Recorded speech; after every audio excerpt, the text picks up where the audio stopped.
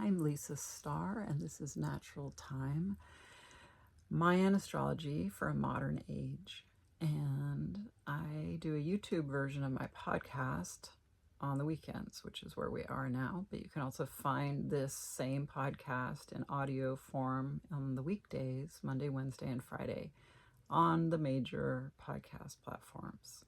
I always talk about Mayan astrology, and I always talk about Mayan spirituality. And I think it's just the most gratifying thing you could do, honestly, is to be invested or investigate a spirituality that's based on time elapsing. Because, I mean, I had my time to shine with Buddhism when I was younger, and it is really powerful. And there are Buddhist holidays or sacred days. It's certainly in accordance with like the new and full moon, and there can be meditation practices that are aligned with time. But it wasn't as expansive as having a calendar spirituality that changes every day, which is what we have here in Mayan spirituality. And if you're like a really rigorous Christian, every day is named for a saint. If you want to do like a resurrection of Old Norse spirituality or religion, then you know that each of our days is named for one of the gods. Like Thor is Thursday, and Odin is Wednesday, and Frida is Friday. So I think that you can find, if you go back far enough in all the spiritualities, that there were a lot of calendar-based ways to be ceremonial or thoughtful and meditative. But to me, Mayan spirituality, as described here, which is that every day has a day sign. We rotate through 20 prominent aspects of Mayan civilization that they wanted to accord gratitude or revere. So we cycle through 20 aspects over 20 days. And that there are also these 13-day counts that were really significant to the Maya. And each of the 20 day signs gets their 13-day run, like a special longer session to celebrate each of the 20-day signs. And when we do that, we have these layered days where we're thinking about different concepts and really invested in the breadth and width of belief, and synchronicity that follows. So to that end, I just show up here to talk about what's going on in present time. And in present time, right now, we are finishing up the white wind wave spell of 13 days. And each 13-day wave spell peaks on day 10. So yesterday was the peak day of white wind, and today is the day the wave collapses, or we could call it a breaking wave. And tomorrow is the day the wave settles, and then the day after that, the last of the 13 days, is when a settled wave is pretty much still or inactive, but we're waiting. We can sense that a new wave is coming. And that's always the rhythm. It's like 10 days of building to a peak, 1 day of collapsing from that peak, which is much faster. 10 days to build, 1 day to collapse. It's really can be intense or dramatic. And then after that drama, the settling down or the stilling, and then a moment of stillness that connects us between cycles. So I would say the white wind time that peaked yesterday is pretty much behind us. Like, we'll still talk about what happened during the white wind time, but it doesn't have the same hold on us. Like, it's not as activated right now. And in fact, when the white wind wave spell breaks or dissolves, it is in its opposite and balancing energy, which is today. Yellow human is opposite and balancing to white wind. And so white wind had its 10-day climb or ascent, and now the day it breaks is right into its opposite tribe or day sign. White wind is like invisible air, and we only see the wind. We can feel it, but we see it by what it moves. And, yellow human is fully materialized. It is our actual selves, not our soul selves, but like my body. I'm part of a species. I have attributes from that species. And so we go from considering spirit and air and concept and divinity, and it's sort of an abstract father energy in white wind, to I'm a human being. And a human is really, in the Mayan scheme, really balanced by having divinity in the form of white wind. And white wind, this divinity or this energy field of the invisible world, is really balanced by having our representation, where we try and fail at being little gods on earth. I think that's sort of the human pursuit, is how can I be divine while finding out that there's never pure divinity for a human being, because our incarnation is based on fallibility and learning from that. To forgive, no. To err is human, to forgive is divine, but to err is human. So we're back to fallibility. And, it's been kind of a intense wave spell. I talk about this a lot in the weekdays, and I'm reluctant to talk about it too much here, but it's kind of just in summary. White wind, the wave spell, and white wind, the tribe, but we feel it more strongly when it is 13 days of white wind, during its soul wave spell. And each cycle is an exploration of fatherness. I won't say fatherhood as if it was about being a human father or an animal father, but what is the father? Just like we can say, what is the mother? And that references Red Dragon, the tribe that represents divine mothering. So this is a time, white wind, of divine fathering.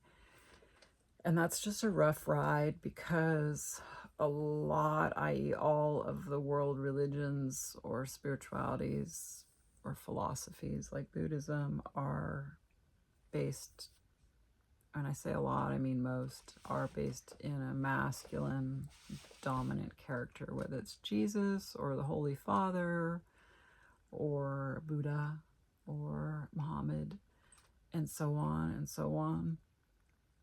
We've been in a time of paternalized divinity for, I guess, eons or millennia. There was a time when the female divine, the goddess, was the central or soul picture, like a matriarchal divinity. But it's been a while, it's been a minute, and the Maya were probably just as invested in the sun god, or the main god of many, being a masculine, having masculine attributes. So that said, there's a lot that feels sort of outmoded, uncomfortable, or overly like a bondage that comes with white wind. So it's about the wind and being free, but it's also about all the concepts that have made for our patriarchal societies. So I just felt like it was a reckoning for 10 days in the problems with patriarchy, whether it's what we're seeing in the news, either about our own countries or about the international community. A lot of patriarchal values spoken and implemented in this time, but also just me feeling like kind of a patriarch. Like, what does that mean? One of the big words around patriarchy is to feel dominant and to enact dominance. And, I'm female, but I'm white and privileged in a lot of other ways, and I can have an attitude of a kind of superiority that I consider really common in my family of origin, that is full of men, actually, but that I was kind of caught in some of the behaviors and modes of my upbringing that were critical, disdainful, almost disgusted, and that kind of arrogance or entitlement just kind of oozing or being exuded from my being felt like I was proliferated with patriarchal energy myself. I always find when the wave spells lean really strongly into the shadow energy of a tribe. So if white wind is the tribe we're celebrating, the shadow energy is patriarchy, and the light, the shadow This opposite, the light form of it, is like divine fathering, you know, careful guidance and keeping people safe and providing. Both exist, but the shadow can get kind of heavy because we're trying to like work through layers, and we might be trying to expunge a layer in our own being where we had too much dominance from the shadow. Like, in order to return the light, we have to like shake off some shadow realm. So I felt like I was dealing with an immersion in that. And I'm glad that today, the day the wave breaks and releases us kind of from the spell or the hold of like white wind, this wave spell's main attraction or purpose. I feel like, okay, is there something else? I clearly have learned. I learned by being stuck into patriarchal values what they are. I learned more deeply and sensitively that it's a weird feeling of being better than. You know, like, that is never neutral, being better than. I mean, if you were to guide and teach someone and you knew you were better than, that can be really noble. But to sit around kind of like with an arch eyebrow, scrutinizing others and shaking your head in dismay at how like uninformed or just like ineffective they are at what they're doing, that I could do better, I am better, therefore, that's just like the really intense wrong-headedness of patriarchal values. So I'm glad that's ending. That's all I have to say about that. It's ending. If you only watch the YouTube videos, then I want to kind of give you a forecast here that we move from white wind in a couple days. Like, the whole wave spell still has Monday and Tuesday to go this week, but then it will be the Blue Eagle wave spell. And there's a kind of like verisimilitude to the two wave spells, because one is the wind and the other is the eagle that rides on the wind. So there is continuity. White wind takes us into a really spirit communicating place, meaning we've been listening to spirit a lot in this wave spell. We've been listening to like kind of hosannas that are shared by people incidentally. Like, I have done some sharing or podcasting or been in conversations where I'm like, whoa, I guess what I just said was more profound than usual. I can hear it, or I see the impact it has. Obviously, the same is true of people speaking to me. Just, I'm not the only one. It's happening in all directions. So we've been in spirit communication, and now it's going to be quieter because we're going to be using like our capacity to see more than our capacity to speak. Blue Eagle is the visionary, frontal lobe, highest point of view, meaning, you know, not using our lower chakras to feel, but instead perceiving things almost where our crown chakra and third eye live, where we as humans are most connected to the divine heavenly realm, whatever that is, however you describe that. The upper chakras are portals for us as humans to the heavens. And Blue Eagle is all up there. It's not a great time to be embodied or to feel physically vital or physically present or physically sensitive or physically centered, but it's a really powerful and important time to be like visually perceptive and visionary and thinking clearly and thinking profoundly, having awakened visions, awakened thoughts. Blue Eagle is on a personality level, as we're all going to travel through it, the way we had the patriarchy as some of the personality quirks of White Wind. Blue Eagle is like being professorial or intellectual instead of emotional and empathetic, more like astute and observational, which can almost be like an autistic extreme for some of us. So, but what I like about Blue Eagle is, I mean, I'm guided by Blue Eagle, so my whole astrological orientation includes that as kind of like, I'm going to follow that trend line where it goes. It's going to lead me and encourage me and entice me. So I do love learning, and I'm a clairvoyant, so I am like paranormally visionary, and I am like really interested in looking at vistas in life as well, getting a big picture view all the ways that I can. So I'm kind of comfortable or comforted by Blue Eagle. Others might feel stretched thin because you're more embodied, sensual, lower to the ground and your lower chakras, and that is a gift. And you feel kind of like, what? You're jamming all this like intellectualism at me. I'm lost. But it's good for us. It aerates us. Again, it's like leaving Earth and being in the highest echelon of a lived experience before we would become angels in the afterlife. Like as far out as we can go is Blue Eagle. And that's where it's situated in the Tzolk'in too. It's the second to the last of our 13-day wave spells in our 260-day Tzolk'in. So there is something literally penultimate about it. So, you know, we're riding the wind straight up into the sky, and the last wave spell of the Tzolk'in is Yellow Star. And so it's like we go from riding the wind, being the eagle, to continuing to soar right out of the atmosphere into the star sphere where we become stars ourselves. That's kind of the mythology here. So whatever's happening in our lives, it's all a culminating kind of effort right now. In the calendar, the parallel calendar, like the Mayan calendars that I teach, are the 260-day Tzolk'in, which has the 13-day wave spells, but there's also the Mayan year that starts on July 26th every year, and it completes on July 24th. And so we are coming to the final aspects of the long Mayan year as well.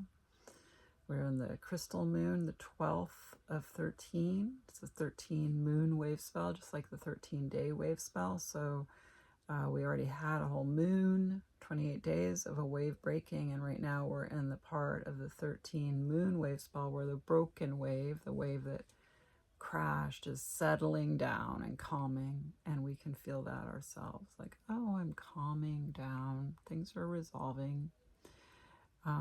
So this idea of culminating on many fronts or both facets of our calendar, I think, is a good one to remember. You know, there's going to be a lot of work when we initiate a new year after July 26th, and prior to that, we're going to be initiating a new Tzolk'in cycle. The beginnings of the Mayan cycles are rich with confusion and purpose. Things are not resolved. They start rocky, like we're kind of blasted off, launched. That's a hard launch. And we find our way as if we were like sent off on some kind of survivor's quest. Find our way, we find our helpmates, we find our footing, we get adjusted, but it takes time. So the beginning is often disorienting, and the end is the opposite. The endings that we're in right now are things are kind of calmer and make more sense. We have our sea legs, or maybe we have expertise even. You know, my year that started July 26th has been a really full one in my partnership. And that was the theme, you know, really wrestling with demons between us or his. I have my own, maybe a little out of balance, but I'm the one who's been following a calendar for a long time. And I think those practices of fervent discipline, focus on meditation and spiritual practice can help aid against full demon possession. So I feel like a certain advantage, or I've made some progress, but there was a lot within the culture always, but in my own home space, just a lot to wrestle with this year. And there isn't now, you know. It's something that's hard to wait for. One of the bravest things, you know, people say that if you're my age and wearing a bikini bathing suit, you're brave. Well, it's really brave to follow a calendar where there really are marked, described passages of discomfort. And that's just how it begins. The wave spells don't have to start in hell, but discomfort, you know, gradated discomfort where you just don't know what's going on and you feel like new things are coming at you too quickly and you're disoriented, discombobulated, like that is often how we begin. Like I would say almost always. We begin strong and hearty and purposeful as well, but there can be confusion. So we gotta just like live through a lot. We can't jump it, we can't skip the beginnings and get to the end. And so that's sort of the beauty and discipline and gift, the strengthening agent of this particular spiritual path. So we're in the resolution right now. I want you to be aware of it and enjoy it, or just observe that you've come a really long way. And we'll be together. The purpose I serve is not for the times of resolution. I'm here, I'm loud and I'm proud, and I try to show up for this service of podcasting because I want you to feel supported when it isn't easy and resolved. When things feel like they're in upheaval, there's almost always a really clear astrological reason, and I'm here to give it. So I'll be back soon. I'm Lisa Starr. I am another yourself, and in Mayan we say, in Lakesh.